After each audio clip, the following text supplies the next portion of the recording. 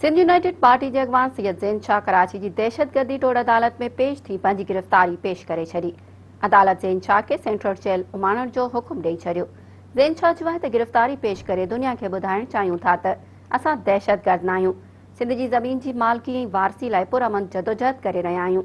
दहशतगर्दी टोड़ अदालत में SUP अगवान सैयद ज़ैन शाह बहरिया टाउन केस में पेश थी ज़मानत कराइण बदिरां पंहिंजी गिरफ़्तारी ॾिनी।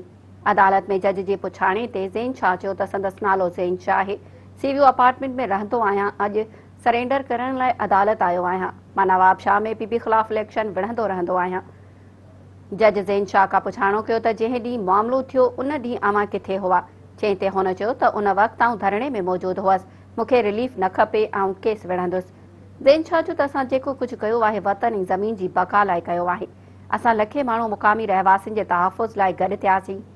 जंहिं ते जज चयो त पोइ अव्हां कराची में थींदड़ कब्ज़नि ख़िलाफ़ छो नथा उथो, जंहिं ते ज़ैन शाह चयो त उहो अव्हां बि नोटिस वठी सघो था।